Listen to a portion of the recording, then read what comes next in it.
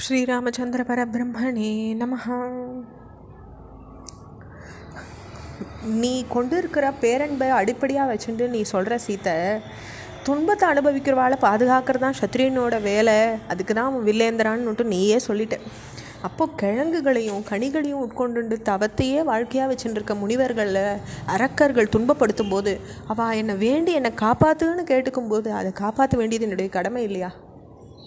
அப்போ பணியை தகுந்தவாளான நீங்கள் என்னை வேண்டி கேட்டுக்காதீங்கோ, எனக்கு மன வருத்தம் ஏற்படுது, எனக்கு உத்தரவு இடுங்கோ, எனக்கு ஆணை இடுங்கோ, நான் அதை செஞ்சு முடிக்கிறேன்னு நான் அவளுக்கு செஞ்சு கொடுக்குறேன்.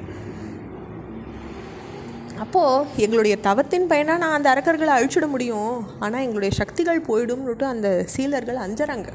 நீண்ட கால தவ பயனை இப்படி வீணாக்கிறதுல எங்களுக்கு விருப்பம் இல்லை, அதனால் நீயும் இளைய சகோதரனும் எங்களை காப்பாற்றணும், காட்டில் இருந்து கூட நீயும் எங்களுக்கு அரசன் இல்லையா அப்படின்னுட்டு அந்த ரிஷிகள் கேட்குறா. அரக்கர்களை அழித்து முனிவர்களை காக்கிறதுக்காக நான் வாக்களித்தம்மா, சொன்ன வாக்கு நான் தவற முடியாது, சத்தியத்தை காப்பாற்றுறதுக்காக நான் உன்னையும் கை விட்டுடுவேன், லக்ஷ்மணனையும் கூட விட்டுடுவேன், என் உயிரையும் கூட விட்டுடுவேன். ஆனால் முனிவர்கள் கேட்டுட்டு நான் அவளுக்கு வாக்களித்த பிறகு அதை பாதுகாக்கிறது மட்டும்தான் என்னுடைய கடமை, அதை நான் செய்யாமல் இருக்கிறதுன்றது முடியாது. நீ நல்ல எண்ணத்தில் தான் பேசினேன்னுட்டு நான் உணர்ந்துக்கிறேன். அன்பு வைக்காதவன் இடத்துல யாரும் ஆலோசனை சொல்கிறதில்ல. தர்மத்தின் பாதையில் நடந்து செல்ல நீ எனக்கு வழித்துணை. நீ சொல்கிற வார்த்தைகள் உனக்கும் குலப்பெருமைக்கும் உகந்தது தான். ஆனால் நானும் முனிவர்களுக்கு கொடுத்த வாக்குறுதியை நிறைவேற்ற கடமைப்பட்டவனாக இப்போ நிற்கிறேனே அப்படின்னு தன்னுடைய நிலையை விளக்குறார். அப்போ அவள் காட்டில் தொடர்ந்து நடந்து போயிட்டே இருக்கார். இப்படி ராமர் பேசிட்டு வரார் சீதை கிட்ட. அப்போது சில கேள்விகள் ராமாயண உரைகளில் சொல்லப்பட்டிருக்கு. அதாவது ராமருக்கு சீதை ஆலோசனை சொல்கிறதா அறிவுரை சொல்கிறதான்னுட்டு ஒரு கேள்வி அலசப்பட்டிருக்கு.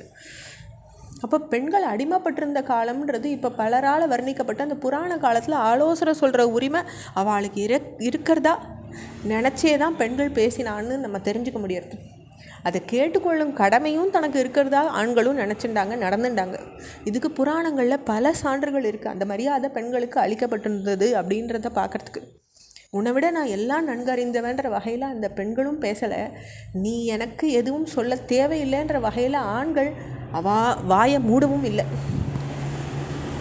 முடிவை கணவன்கிட்டமே விட்டுட்டு தனக்கு நியாயம்னு பட்டதை மனைவி எந்த காலத்துலேயும் எடுத்து உரைச்சிருக்கா. மனைவியின் கருத்தை ஏற்காத நேரத்தில் அந்த காரண காரியங்களை விளக்கிட்டு அவள் முடிவை எடுத்திருக்கா கணவன்மார்கள். இதை நம்ம புராணங்களில் பார்க்க முடியறது. இங்கே சீதை பேசுகிறது சத்திரிய தர்மம் இல்லை. தனக்கு தனிப்பட்ட முறையில் தீமை செஞ்சவனை மட்டும் இல்லாமல் சமுதாயத்துக்கு கேடு விளைவிக்கிறவனை அடக்கிறதும் அழிக்கிறதும் சத்திரிய தர்மம். காட்டில் நுழைஞ்சதுனால ராமரனுடைய தவ வாழ்க்கை இப்போ மேற்கொண்டுடணும்னு அவசியம் இல்லை.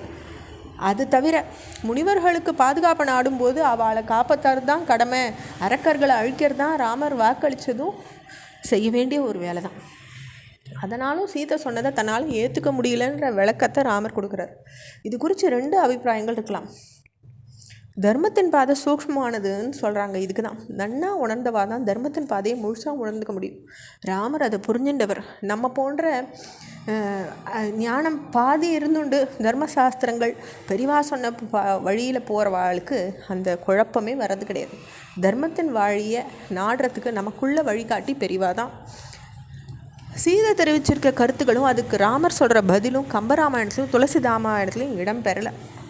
வால்மீகி ராமாயணத்தில் தான் இந்த கட்டம் வருது.